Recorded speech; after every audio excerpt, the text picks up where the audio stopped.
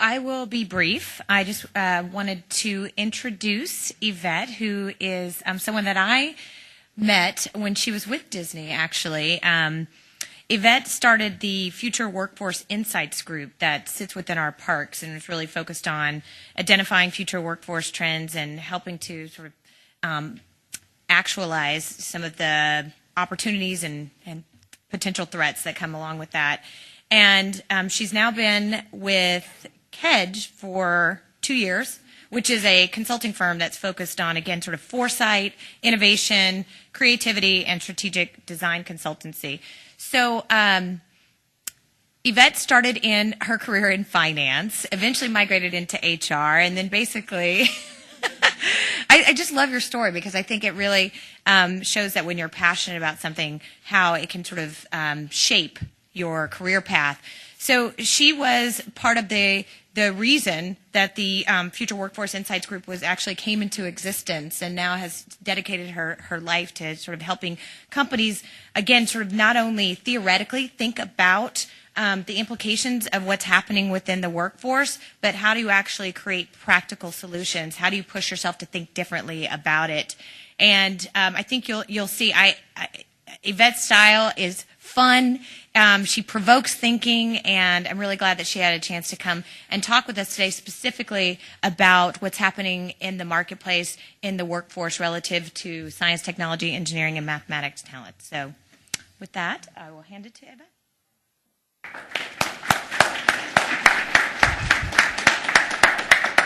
So I think I'm wired. I am.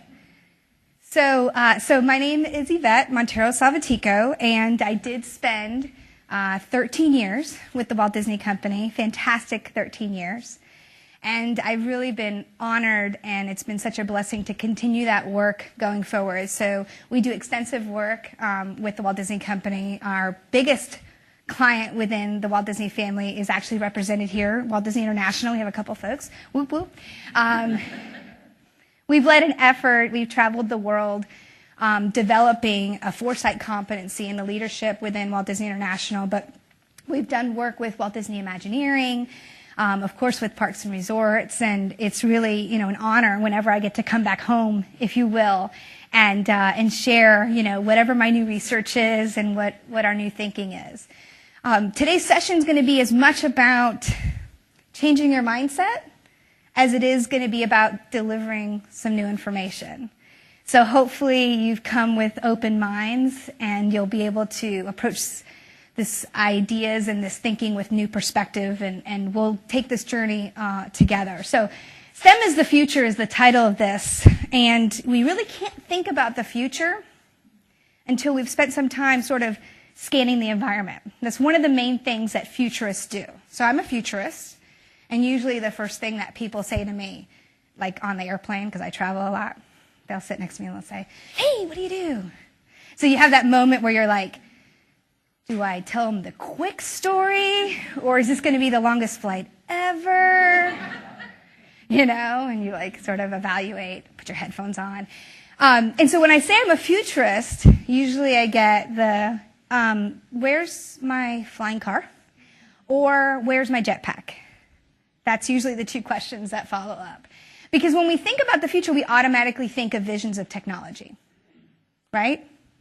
We think about the Jetsons, we think about sort of this sterile environment where everything works for us and it's fantastic. And that's interesting, because think about technology today.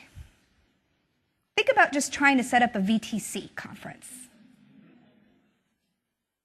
It makes me anxious just thinking about it. So it's funny that we sort of think about that and we sort of like fantasize and romanticize this idea of the future through technology. Well, I'm here to tell you the future is not about technology. The future is about people. And that's why my favorite work, and I'm not just saying this because you're HR, is working with human resource professionals and groups that deal with people. Because that's really the key, and I think we lose sight of that. But we can't think about the future unless we've talked about sort of the environment we're in. And as futurists, we scan the environment for trends and emerging issues. And clearly, we're in a different environment. A lot of the processes and methods and approaches that we've used for a while now are starting to fail us. Think about the educational system. How long has that looked the way that it's looked? A long time.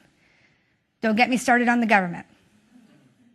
And even our organizational structures, in many, many ways, are really things that came into existence during a different era, during the industrial age predominantly. But it's hard to let go. It's hard to let go of those things that we know work, to maybe find something that might work. No, I know that this form in triplicate, putting it in SAP and then faxing it, it works. One of those things will get where they need to go. At least one. Maybe. I'll call up just to follow up to make sure. So it's not working. Why? Because we've entered a new age. We call it the post-normal economy. Lots of folks call it different things. But the idea with post-normal is that it's not where we were, and it's not yet what we're going to be. So we're sort of in this in-between stage where things are uncertain. We're not really sure what's going to unfold. And there's a lot of organizations and even individuals that have sort of put everything on hold. They're sort of waiting. What are they waiting for, you ask? They're waiting for things to go back to normal. Just going to wait.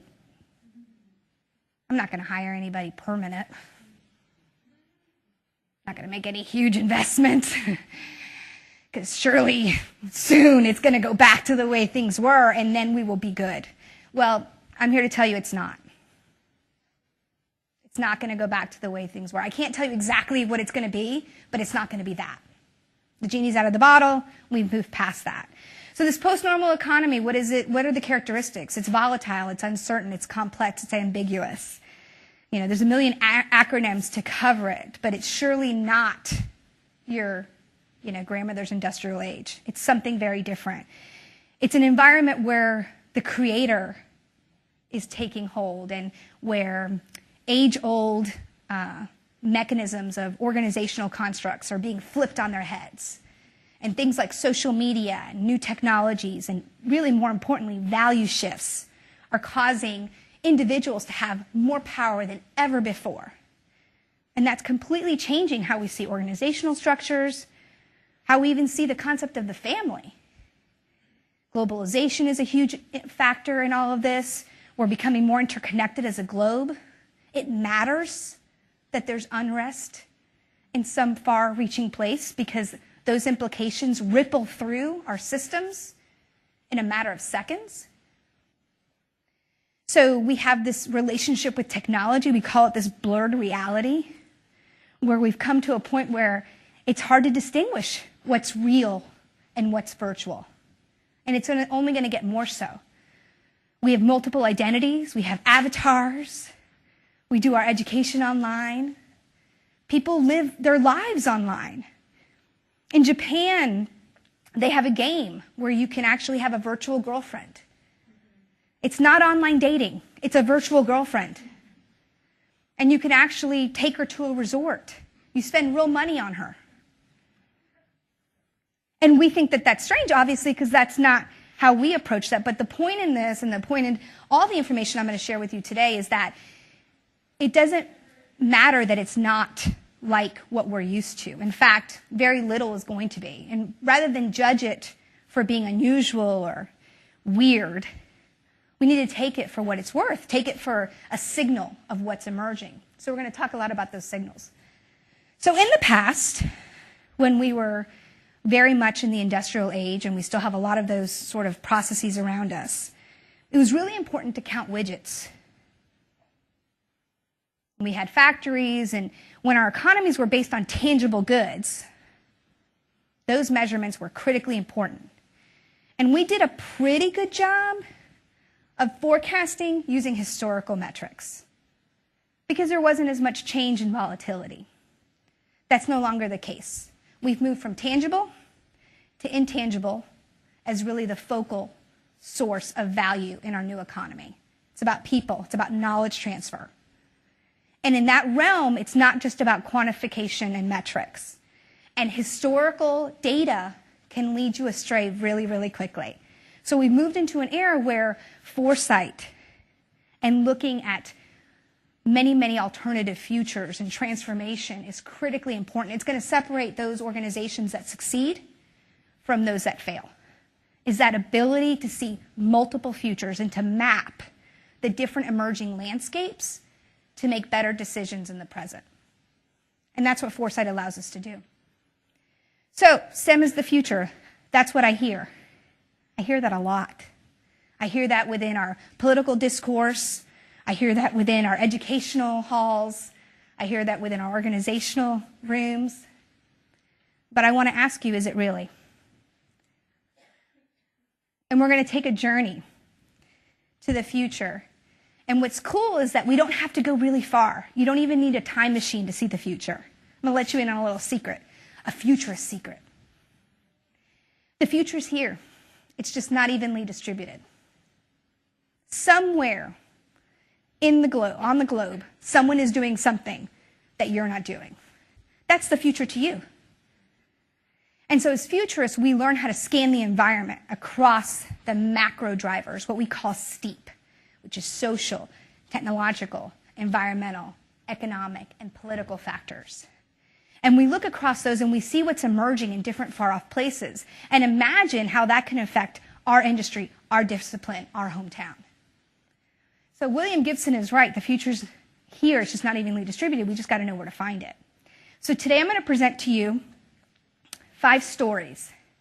Hey, I know, Disney is a storytelling company. I'm no dummy. Well, stories are a critical part of foresight as well. We know that stories can change behavior and mindsets and can immerse you in potential futures that you would never get from a trend report.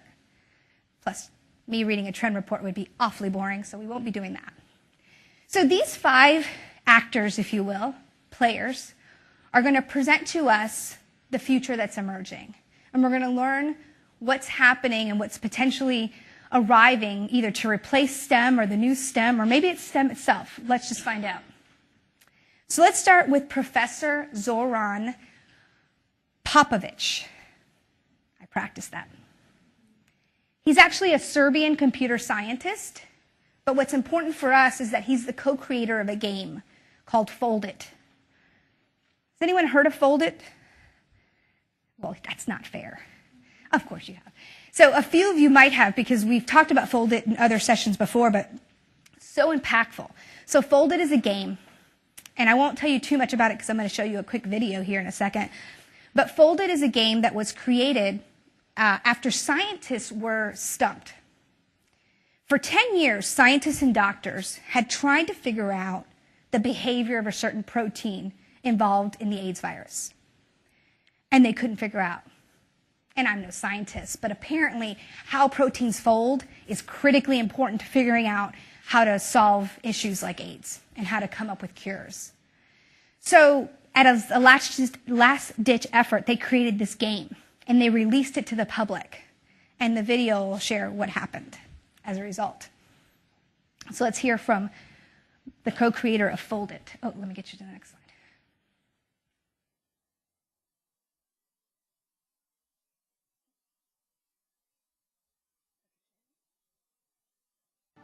There we go. Take 1 part biochemistry, 1 part computer programming, and 1 part online gaming. What do you get? Well, in this story, you get a solution to a complex scientific question, a solution discovered by a community of non-scientists. The Center for Game Science developed Fold It. It's an online protein folding game with a worldwide community of players. Oh, whoa. Very few of whom are scientists. The computers do what the programmer tells them. So they have a particular thing that keep doing it over and over again. What people do is they adapt. People have intuition. So now shake and wiggle. A person can look at it and say, I think we should go to that valley way, way over there. Let's make this big movement. And that's the kind of thing a computer can't really do. I'm going to do a science puzzle. And as it turns out, the Fold It gamers did something even a team of scientists couldn't do. Challenged to figure out the structure of a critical piece in a virus related to HIV, Fold It players solved the puzzle in just 3 weeks. The gamers didn't find a cure for AIDS, but they did prove it doesn't take years of study to make a contribution to science. the really important implication of this paper is that non-scientists can solve long-standing scientific problems. And there you go. I think there's no end to what we can enlist them to do. And congratulations, you won.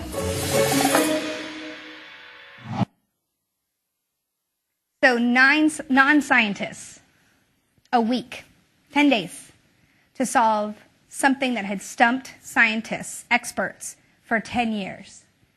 Why is that? Well, it's due to something called educated incapacity. Educated incapacity is something we all are afflicted with, even myself. And it's knowing so much about what you know that you're the last to know that things are changing. And it's why we constantly have to look outside of our industry and outside our area of expertise. And it's why diversity is so critically important in teams, and why looking for thought partners is so important in solving problems. Because oftentimes, like those scientists who spent 10 years, you know too much. And so these gamers were able to go in a safe environment and test things out, not worry that they would break anything, not really worry that they would fail, because all they had to do was hit reset. And it really became just about the game mechanics, about getting more points. The game was structured beautifully, and you've got people that had no knowledge, and the result was a solution to this long-standing problem. So that's our first story about the future of STEM. The second comes from Pablo Rialini. Pablo is an entrepreneur from Uruguay who I had the pleasure of meeting and spending time with earlier this summer. He's the co-founder of Ironhide Game Studio. And if you have never heard of them, they actually created a game called, among others, called Kingdom Rush. And I see some people nodding, so I don't know if you guys have heard of Pablo. Full disclosure, Pablo is engaged to my husband's cousin. So we're like family, because I'm Hispanic, so pretty much I've just adopted him. He's my cousin. If I had just said that, you guys would have been like, oh, yeah, it's her cousin. I think I might have like 3 cousins already in here. Just people that have made really good eye contact with me. Yeah, you got it. You and me. See, he knew. He knew right away. He's like, I'm her cousin. So, Pablo and his team have this great story. And for those of you that know Spanish or have a friend that knows Spanish, he's got a great TEDx talk that he did in Montevideo earlier this year, and I stole some of these slides. He was kind enough to share them with me, where he talks about his journey. And so let me start at the beginning. He created this game, but before that, when he decided to form this company, he loved to play games, but he didn't even own a Mac when they decided to make an app. So they went and got a Mac and a bunch of iPads. And launched forth this effort. And they worked out of his home in this little room they called the dungeon. It was just a couple of them at first.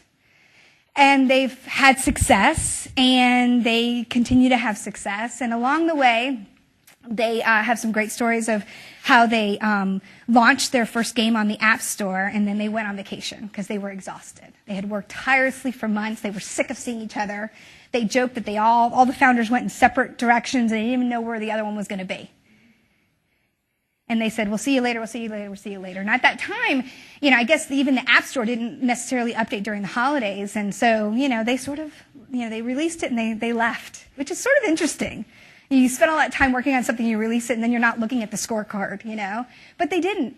And then a few days into the vacation, they all get an email from one of the founders that had been on the App Store.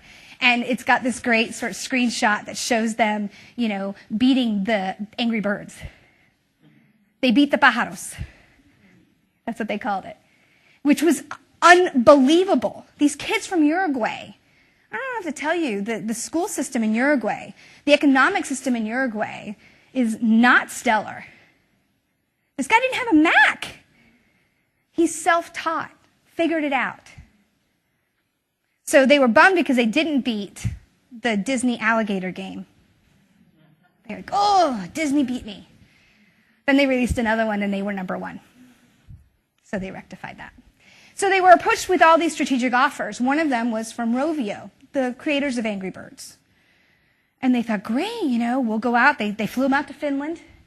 His joke is that castle in Finland is literally the only thing there is. It's beautiful, but it's literally the only thing there is.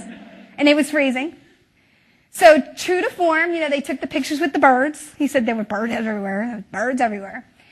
And they were led into this conference room where they thought, they'd be discussing the strategic partnership with Rovio. The three of them are sitting there, and a guy from Rovio comes in the room, writes a number with a $sign on the whiteboard, and walks out. It wasn't a strategic partnership discussion, it was a buyout. And he said it was enough money that it would set them up for life, all of them. What do you think they did? They turned it down. They wanted to keep making games. They wanted to keep doing what they loved. They wanted to keep going to work. They didn't want to sell. So it's, a great story that I love to tell, and I love it even more because, we're related and stuff. So next story is Jack and Draca, who's a 15-year-old high school student. I have a 16-year-old daughter. She's going to be 17, and she's amazing. She's not this amazing. I'm just keeping it real. Dude, this kid invented a $5 cancer detection test. Someone tell me one of your 15-year-olds is cooler than this kid. I want to hear it. No, because seriously, I'll just hand over the thing. You can just present the rest of the time. So I love this quote. A 15-year-old who didn't know what a pancreas was.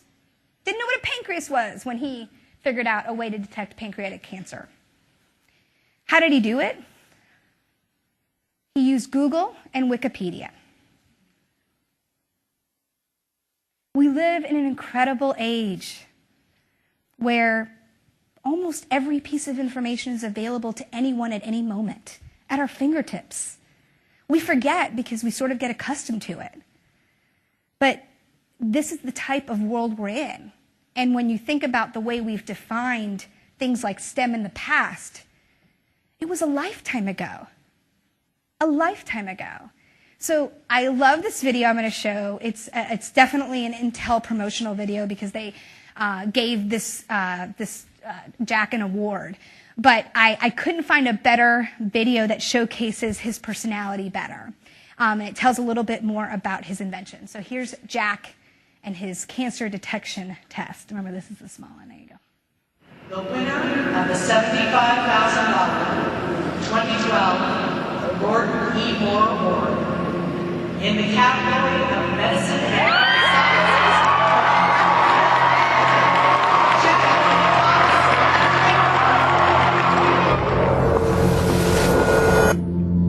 sciences. Maybe if we'd caught it earlier. That's what the doctor said about my uncle's pancreatic cancer. Like that was even possible with the testing they had. But what did I know? I was too young to understand things like cancer, or how to test for it. Too young to be taken seriously. 199 experts told me I was too young, that they didn't have time for my little science fair project. But the way I saw it, if the key was early detection, maybe someone just needed to start looking earlier. Like during 5th period freshman biology.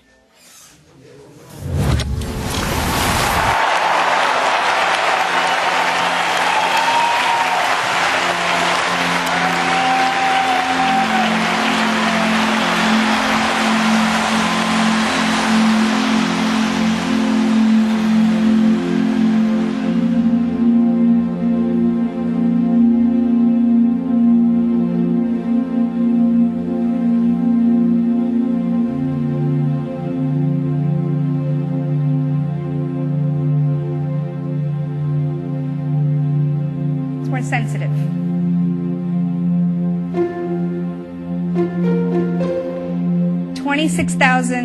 26,000 times less expensive. I'm not even in finance anymore, and that excites me. Like, that was really exciting. So Jack is the future, and his story is very telling about the future that's emerging around the future of talent and STEM.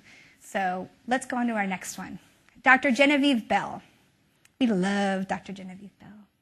I talk to these people like literally they should all be my cousins, because like I have this relationship. Once I find these people, I'm like, I'm going to follow you on Twitter. I'm stalking you now. Genevieve Bell is an Australian anthropologist. She works at Intel. Intel has a cultural anthropologist? Yes. And so does Microsoft, and so does the US government. Teams of them. People are recognizing that in this flood of technology and advancement in the future, that it does resort back to people and qualitative measures. So she's an ethnographer, which means she goes out into the field and studies people. It's fascinating. Her mother was an ethnographer. She spent her life living within the people in Australia, in tribes. That's quite a childhood, I think. So she says that every piece of technology, every algorithm that exists on the planet says more about who we are as human beings, if you read them right. So that's the key with her. So this is her current project, which I will tell you, if she had come up to me, I would have been mortified. So this project is she goes up to strangers across the globe and asks them to empty the contents of their car. Think about that for just a minute. What do you have in your car right now that you would not just want displayed on a photo? So of course it's optional, but what they have found is really unique things about how people utilize technology and what technology they don't utilize. For example, cars have all this voice recognition software and ability to go hands-free.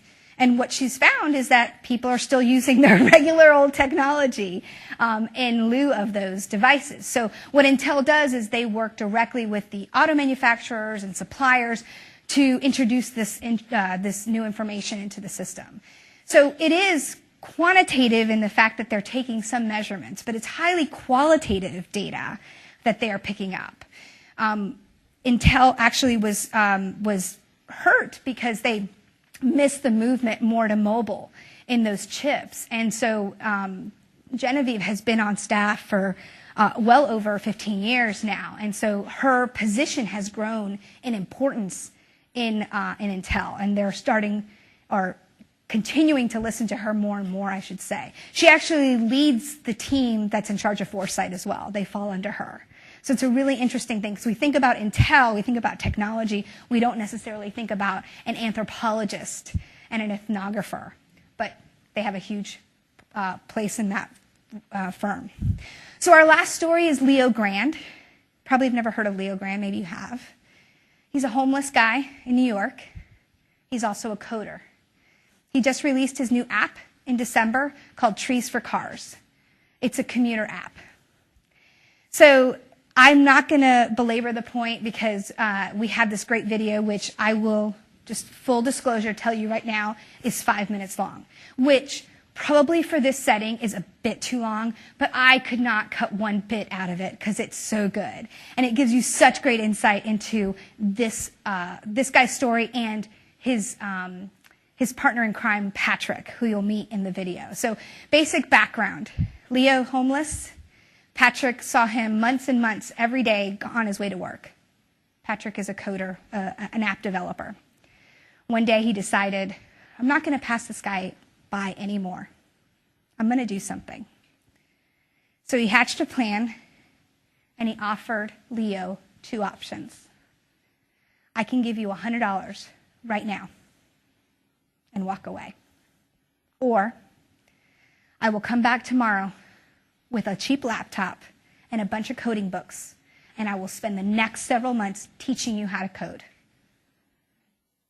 So, of course, because we're sharing this story, he didn't choose the $100. But what follows is as much about Leo as it is about Patrick and about everyone who's heard this story and has been changed by it. And I think it's a great sort of insight into where we're headed from a future perspective. So, Leo's story.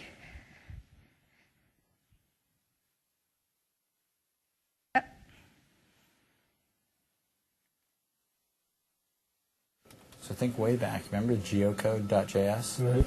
Remember how it uses request to make the call? Yeah. You're bumping out to protons, right? And you're saying, okay, here's my deal with an address, start address and end address. Right. I was actually exercising one day and paused to take a break, and this guy walks up to me and says, "Hey, I'm going to present you with an offer." And he says, "Here's $100. You take it and spend it how you want to, or I come back with a laptop and teach you how to code." I went with door number 2. I was doing dips with 100-pound chains. Giant chains around 2 massive rocks. Like partially, I told you, it's partially tragic, it's partially sad, but partially epic. He has an intensity that's, you can clearly see it. So, and I walked by him for 5 months. Like, there you go. He's not. Game's not over. Game is not over. I like to think of myself as, an intelligent person. So I dig the mental challenges. I love it. And as a scientist, I said something new to learn. I'm coming up with an app called Trees for Cars. It's a car pulling app, and the main objective is to get more cars off the road and plant more trees. This is where we used to do the lessons whenever these were open. We code here. Sometimes we coded over on the sandbags and just prop up books. And I've got a little mini travel whiteboard. You saw it. At the end of October, it was just an amazingly cold set of days, and we started to increase the time that we were coding.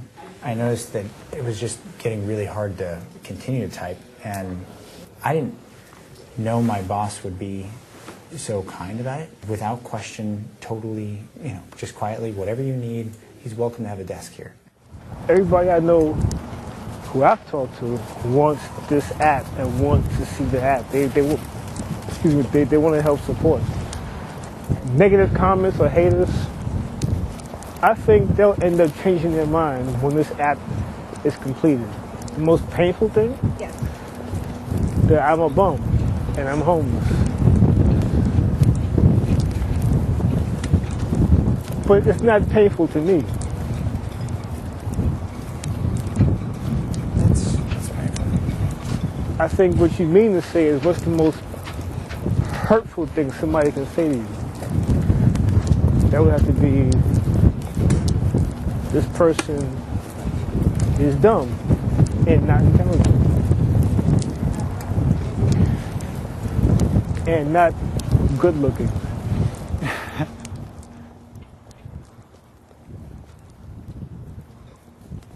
We are 7 minutes and 25 seconds away from his app launch. Everywhere I go, people know me. I go in a restaurant and say, "Hey, Leo, when's the app coming out?" 7 o'clock tonight.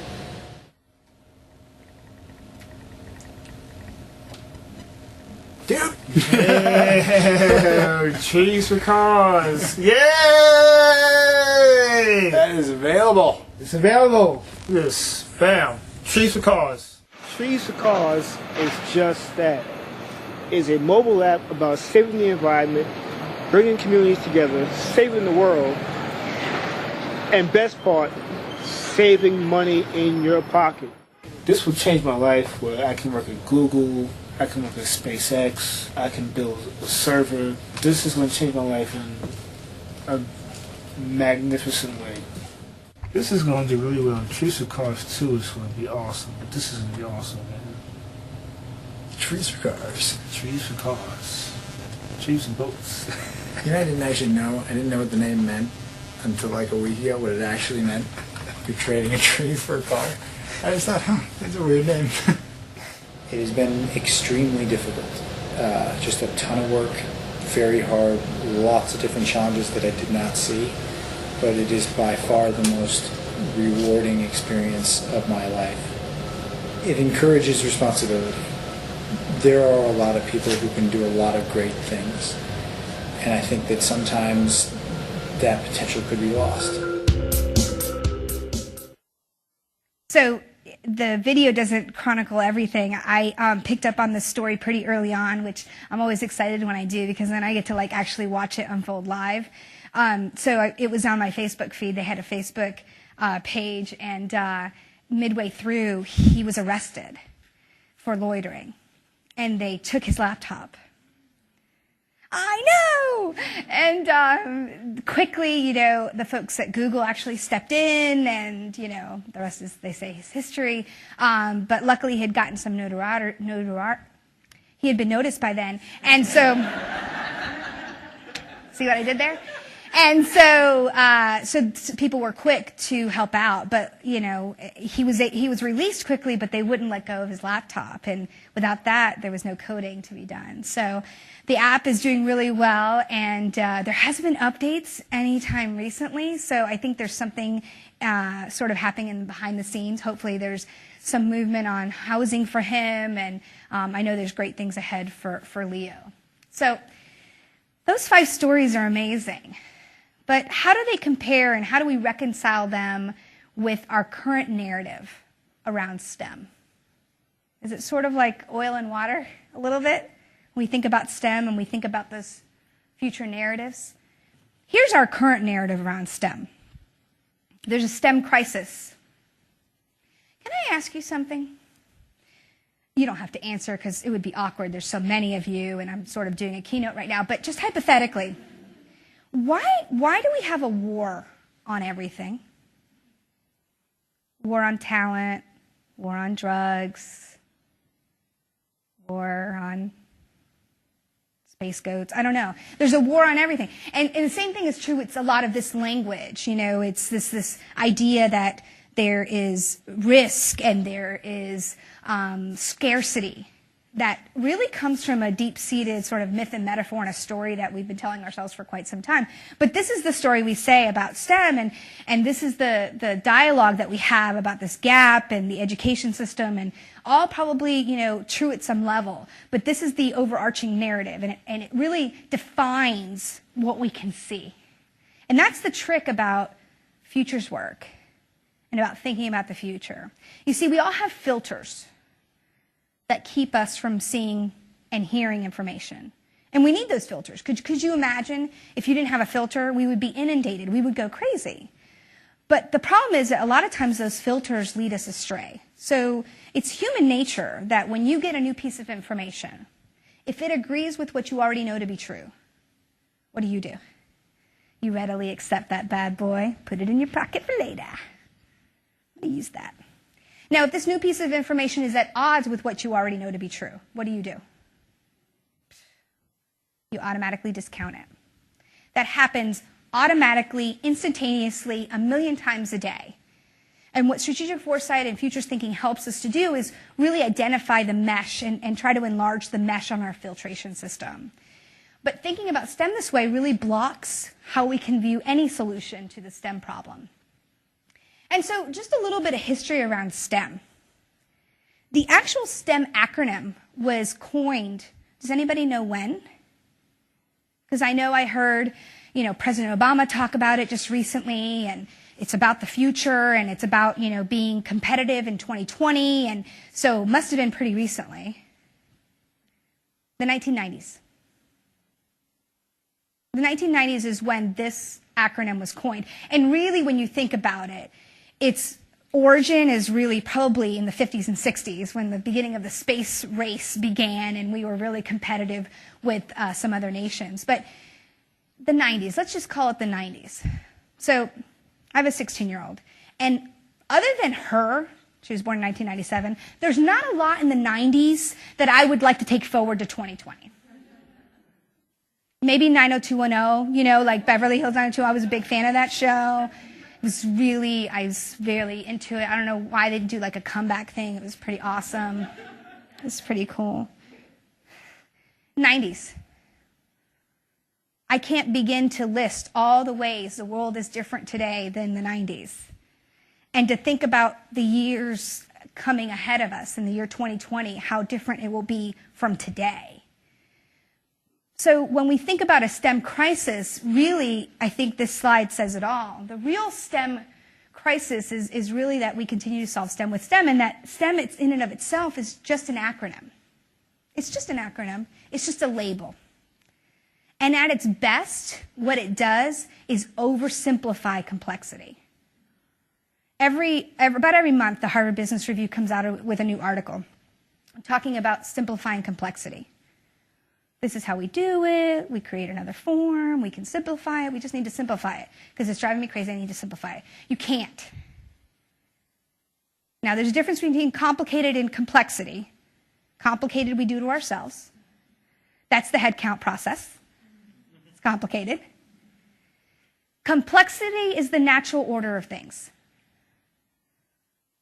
When children grow, do they go from being simple to more complex or complex to simpler? Who's got a newborn? Who's got a 16-year-old?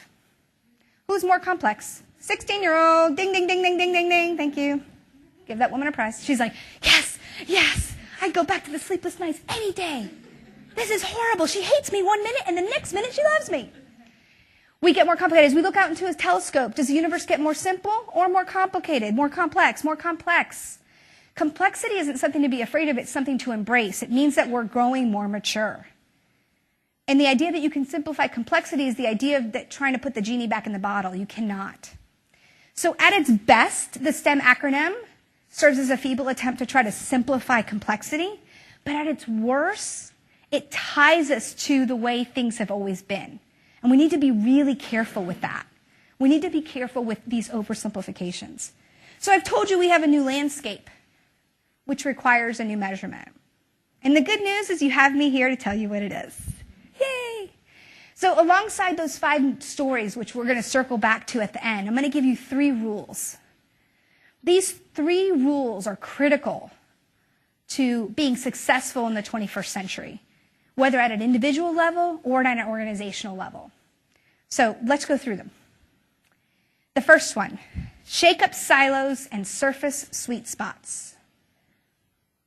Basically, since the industrial age, we've been in this mode of siloing things off, specializing, and making sure that we get really efficient at processes. And in a world where tangible goods are the order of the day, that's pretty effective. But in the environment that we're in, with the volatility, the globalization, I'm getting a nod back there from the thank you and amen, yes. This idea that we can silo things off, not only is it crazy, it's suicide. So we have these organizational structures. If you think about the org chart, who doesn't love the org chart? So nice and neat, and the lines and everything, even though sometimes we get crazy with the dotted lines. Stop it. Stop it right now. I need my Google glasses to read that thing. Quit it. Do you know where the concept of the assembly line, which really is the birth of a lot of the way we structure our organizations, came from? It came from the slaughterhouse. So one of the first of Henry Ford's advisors was actually, he's probably OD. He's out like scoping out places, getting ideas how to set up the factory. Goes into a slaughterhouse. Hopefully he was wearing a robe or something. It's probably pretty gross. And there he saw the specialization of tasks. One guy sawing off I won't go into it. The next guy with and you get the idea. He's like, oh my God, this is brilliant. This is how we're going to make cars. And today, that's how we run our organizations. The slaughterhouse. Yay. That makes sense.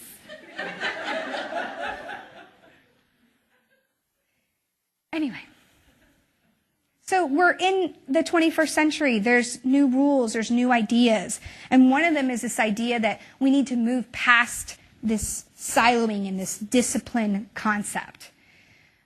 In our education system, we're seeing the walls dissolve between different academic ideas. So we have institutions that are offering new degrees that actually mix 2 disciplines. Crazy talk. Crazy talk. What does my diploma say? What is my major? And we're seeing it, of course, in the knowledge environment where knowledge is free. And so people are moving away from the idea that I have to be certified in something. I just have to have the reputation to know it. Because knowledge is pretty quick to change in this environment. You know, that stat that what a sophomore learns by the time they get their cap and gown is obsolete. It's wrong. That's pretty depressing when you think about how much you paid for that college education. I'll give you a moment to think about that. So really we're moving towards what we call transdisciplinary, which is the idea that you can take disciplines and mesh them together. And what emerges in that sweet spot is going to be how we solve the big world problems, which, by the way, those big world problems were created by the fact that we siloed everything out in the first place. Now that we've got actual people thinking and talking together, designers with scientists, sometimes we let the finance people in. A lot of times I get asked, well, isn't this synergy? Okay.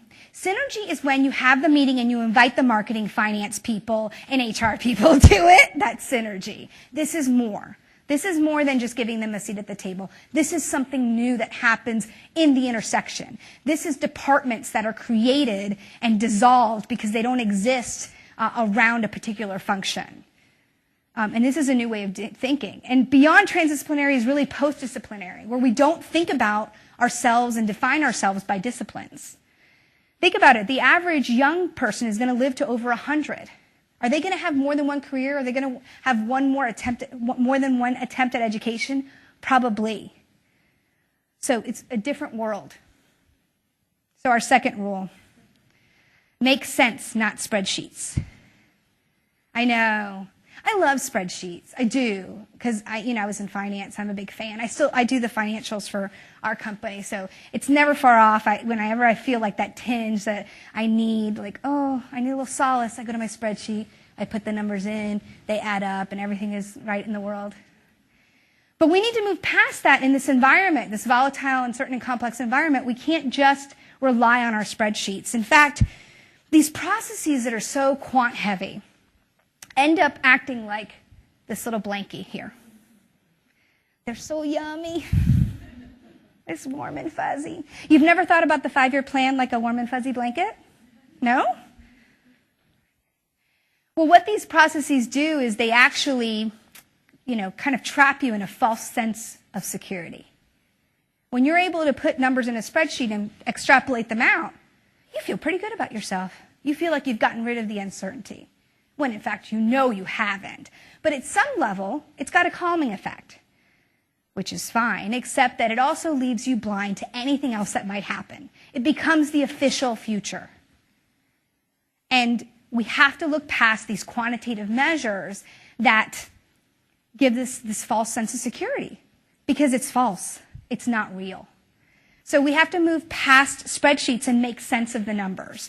Making sense of the numbers means making stories. It means using qualitative measures along with quantitative alongside of them. It means realizing that in the environment we're in, only extrapolating out historical data and trying to predict the future is foolhardy and ridiculous, because foolhardy wasn't enough.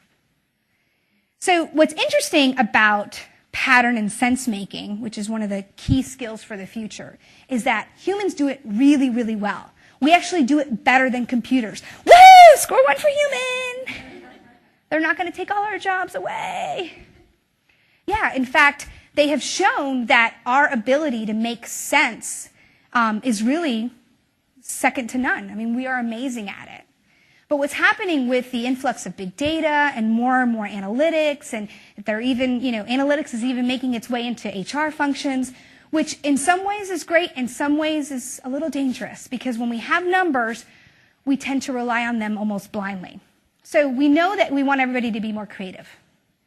It's the number one skill set. Please make me more creative. But yet, when we ask people to make decisions, if they don't have a spreadsheet and all of the support behind it that exactly says that they should be doing that decision, we don't let them move forward. So we don't give room for creativity.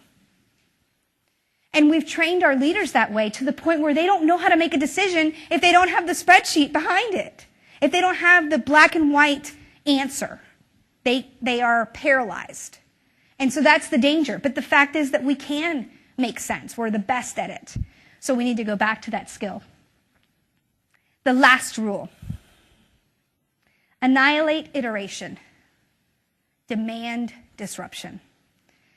Stop making the screen a little bit bigger and changing the color. That's not going to work in this environment. We have to be transformative. So I stole my thunder here a little bit, but this real STEM crisis is actually that we continue to attempt to solve STEM with STEM. So let me give you a visual example, because I haven't been entertaining enough. So we have this energy crisis, the war on energy. No, it's just a crisis. It hasn't reached war yet, but it's a crisis. And so we are running out, right? And we have to conserve. And so what we need to do is we need to dig for more oil. Jesus, it's hot. Like, the sun is like killing me. It's baking me. Ugh. And so I'm just going to dig for more oil. This would be a lot easier if I didn't have that big ball of sun energy beating down on my brow. Let me just keep digging. You get it? Please don't make me do it anymore. It's like the most exercise I've had in a week. So the point is that we get so enamored with the way we've always solved our problems that even when a new solution is literally beating down on us like the sun, we don't see it. So we need to be aware of that. We need to be transformative. Who's transformative right now? Well, let's talk about Nike. Is Nike a shoe company? Actually, I would say that they're a quantified self company. So fuel bands, anyone have a Nike fuel band or something like it? Nike really was sort of one of the first in this realm, and they have really transitioned who they are as an organization towards this movement of quantifying everything about us. How much we walk, how much we eat, how much we don't walk, how much we dig. And so really fundamental to them, that was always in their DNA. But they're looking to seek out their higher order purpose, which in this case is to be much more than a shoe company. They still make shoes, but they're much more than that. Google. How many robotics companies has Google purchased? 9. They've acquired over the last several months 9 robot companies. Why do you need 9? Like, I'm thinking 3 is probably enough. I mean, how many do you need? 9. They want them all. And people are speculating that the movement here is towards smart homes and smart cities. And if you think about it, think about this. Search engine, Google. The ability to find data and information on the net. Is that not as close to a utility as anything? In the future, and even now, people would much rather have their broadband than anything else on their utility bill. So if you combine that with the idea of being a smart home or a smart city producer, it's quite powerful and quite transformative. So what does that mean for Disney? Where is that next growth curve? Where is that higher order purpose? Do they continue to be an entertainment company, or is there something more? That's the question. So ultimately, when you think about disruption, you really think about hacking. And hacking has sort of this negative connotation, right? I don't want someone to hack into my personal identity and steal my stuff. You know, I shopped at Target. It was a pain. But hacking is much more than that. Hacking is a mindset. And you need to hire hackers. You need to hire people that don't need the instruction manual, that prefer not to have it, that would rather take it apart, put it back together again themselves. And hacking, we really believe, is the new scientific method. Someone had, I saw on the net, like sort of describe the changing face of science, and I thought it was really interesting because they had a picture of Bill Nye, the science guy, who I love. I loved him on Dancing with the Stars. It's adorable. So cute. But then the new face was Mythbusters. Right? And so that's a really good sort of comparison. And that's the world that we're in. We have to hack. We can't just take things at face value. So back to our stories. So thinking about those rules and thinking about these glimpses into the future that these stories gave us, how might the future of STEM present itself? Playful. So the idea of opening games and the ability of opening up science to the masses is really possible right now in a big, big way. And just as the video said, anyone can be a scientist. It's the great equalizer. And it's really fascinating when you enter in game dynamics and people can't fail because they just hit reset, what they're able to do without educated capacity. Look, we're never going to have enough middle schoolers that are interested in science to feed the gap that is the STEM crisis. It's never going to happen. So we need to think differently about who is a scientist. We are all scientists. We all have that capability, especially with the right framework and circumstances, in this case, games. The new STEM is passionate. They won't take a lot of money. And we're seeing this more and more. This is not just the only example. They work tirelessly. What does this say from an HR perspective? Don't fall into the Google ball trap. What do I mean by that? People ask us all the time, I want to be more innovative. I want to be like Google. And we say, well, what does Google do? And they list them out because everybody knows what Google does. Everybody's an expert at Google, and they don't even work there. They list it out. Dry cleaning. What else? Yeah, you guys all know it. Come on. What else does Google have? Free food. Everybody says the free food. Huh? Dog parks? That's a new one. They have dog parks. Update my resume. Get to the dog park. They give you 20% of your time to do whatever you want. They have a slide. And it goes into a ball pit. So then just do all those things. Just do all those things. And pay people more and do all those things. And tomorrow you will be more innovative. Is that true? No, because it's not your culture. It's not your culture. So we're dealing with people that are extremely passionate. And they aren't going to really, for a long-term commitment, really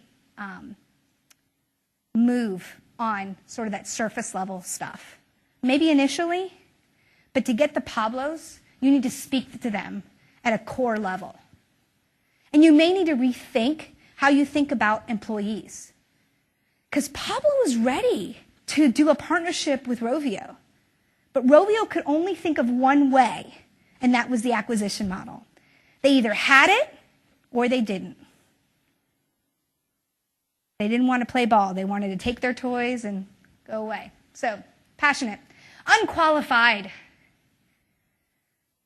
Stop using resumes as your sole purpose and way of attracting and reviewing candidates.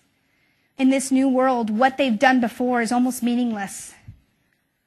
The fact that they can learn, unlearn, and relearn is more important than what degree they have, what school they've gone to, or what experience they've had before. In this case, you have a 15-year-old who knew nothing, and because he knew nothing, but he could Google the heck out of something, he was able to find a cure, a way to identify cancer thousands of times faster than the gold standard. And he had no degree. He hadn't even made it out of high school. 15. Human. The future is human. The future is about people. STEM is about people. It's about the qualitative metrics. It's why whole nations are adopting a new approach to gross domestic product and saying, no, instead of just GDP, we're looking at gross national happiness. And we're not just looking at how much economic output we've had. That's important, but we're looking at our impact to the environment. We're looking at how our people are reacting and the livelihood of them and their happiness and their contentment. And we're seeing this across organizations adopting these measures and thinking differently and more holistically, more whole about the employment offering and about treating people like human beings. And last but not least, the future's undiscovered. It's right in front of you. It's ubiquitous. You probably have incredible talent within the walls of your organization. But because they don't have a certain resume or certain pedigree, or they don't look the way that a STEM candidate would look, you walk past them like they walked past Leo for 5 months. But they're there, and they have the potential. You just have to unleash them. So those are the stories that give us a sense of where we're headed in the future.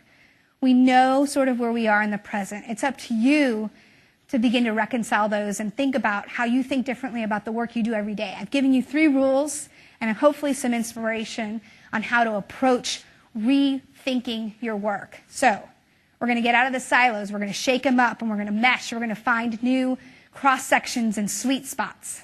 What was the second one? Make sense, not spreadsheets. So it's not that we're going to throw eggs at our finance partners because they're amazing. But we're going to understand that qualitative measures, making sense and patterns out of data is just as important as the data itself. If you can't tell a story with the data, it's pretty useless. And in fact, it's going to be dangerous. And last but not least, what's the third one?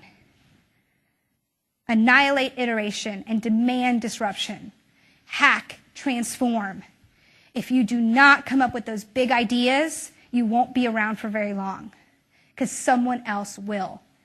And your disruptor is likely going to come from outside your industry. You won't have seen it coming. So get there first and create that opportunity out of that threat. All right, hopefully we've left time for questions. I have no idea. So thank you very much, first of all.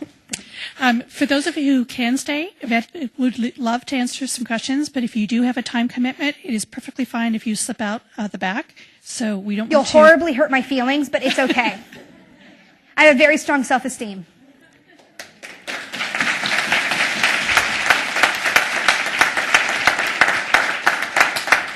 Questions from folks in the room? So if you have questions, please let us know so we can give you a microphone so those remote can also well, now that listen. You told them they could leave. And if you are listening remotely, please type your questions in. We'll be glad to ask them on your behalf.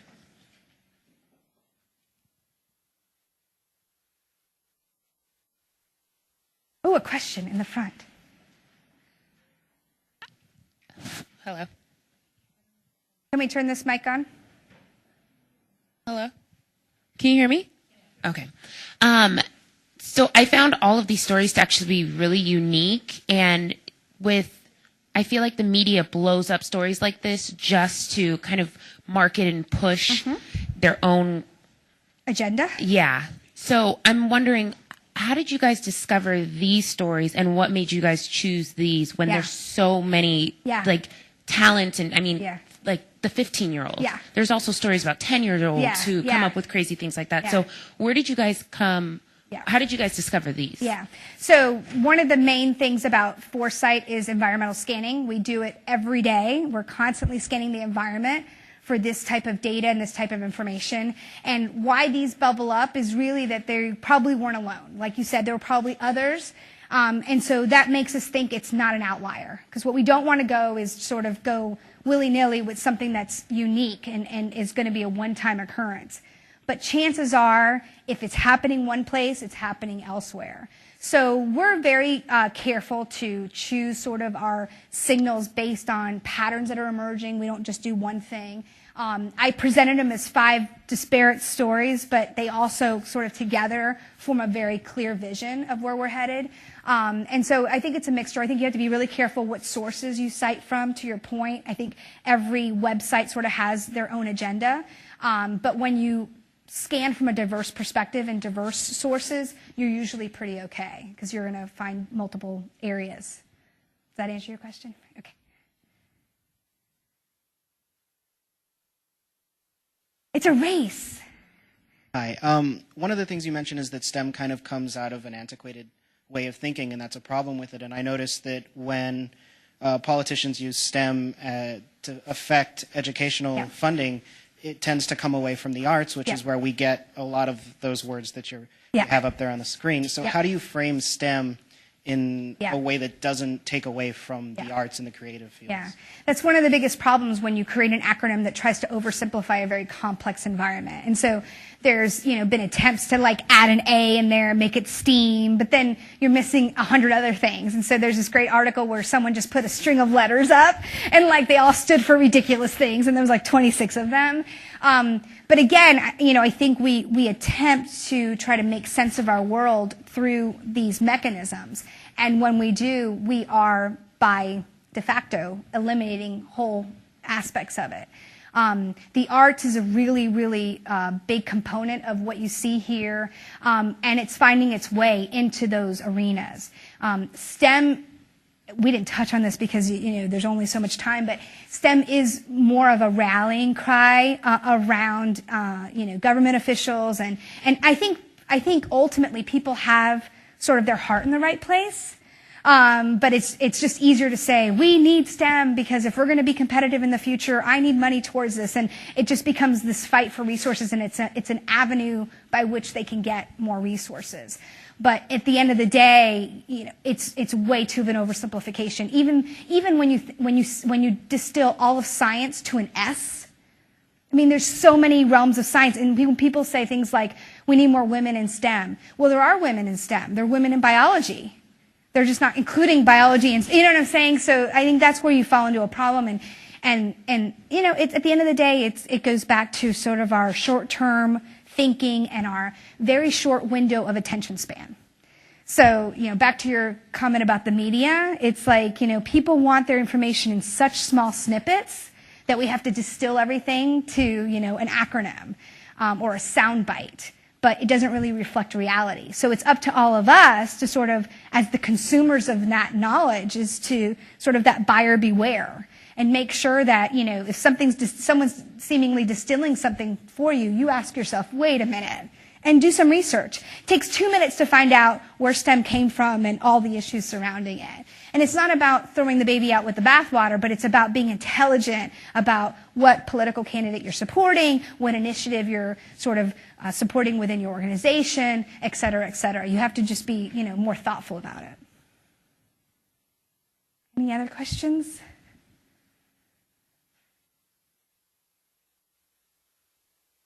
Small but mighty group that stood by. I will remember all of you. You were all my cousins. Look, yay, my cousin! I made it! Well, thank you guys. Thank you so much.